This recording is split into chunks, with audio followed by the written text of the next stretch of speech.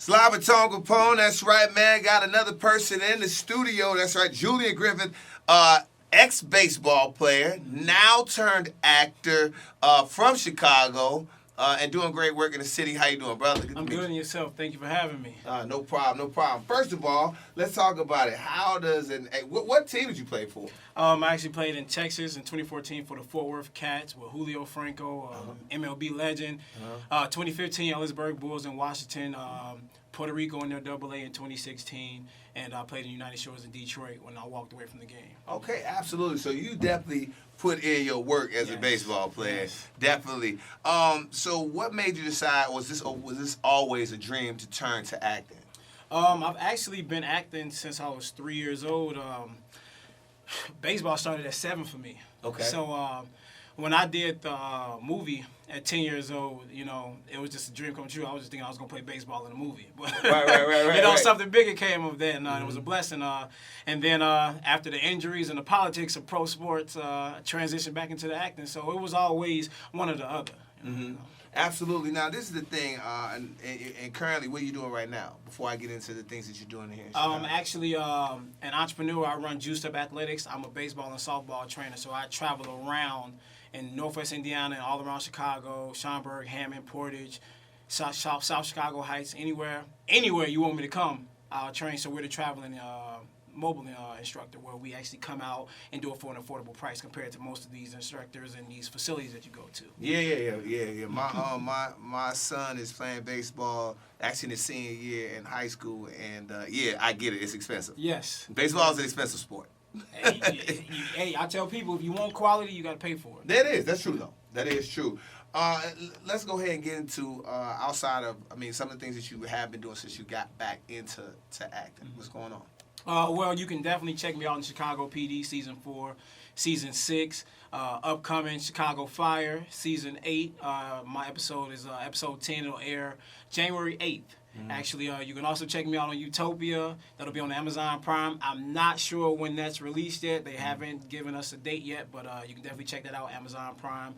Tran Heist, another short film, and I got a couple other projects in the work, and it's not official yet, so I can't really speak on it. But yeah, just moving, man. Okay, I get it. Just working, acting, and getting your hustle on. Now, outside of doing the hustling of acting, which I totally get, you're also doing some great things here, the homeless stuff that you've been doing. You're doing a lot of things. Talk to me about that. Well, I run Juiced Up World Changers. That's my non-for-profit where we actually give back to the homeless. We actually worked with Tent City right there on Roosevelt. And we raised over, I think, $2,000 in less than 24 hours. Wow. I posted on social media at midnight, and I got a great response, and we were able to provide propane tanks because that's what heats their tents. A lot of food. They needed some chains because people come out and steal their stuff, believe it or not. Wow. So we asked what they needed, and we spent all of the money. So we made sure that people didn't think that we were just, raising it and grabbing, So we spent all of that money on them, and whatever we didn't use on products, we actually got them a gift card so they can refill those propane tanks. That was really good. That's really cool. So where did that spirit come from? What made you decide to go that route to help people out in need in the homeless community?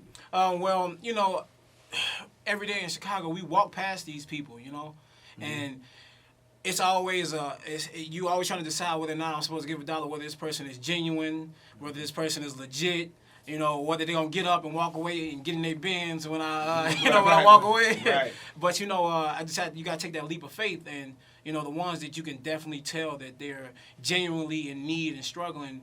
They need our support. And if I was in that same situation, I had to think, how would I feel if people kept walking past me, Right. and just disregarding everything, disregarding my sign. And so if we are blessed and we got prosperity in our lives, then we need to be helping others as much as we possibly can.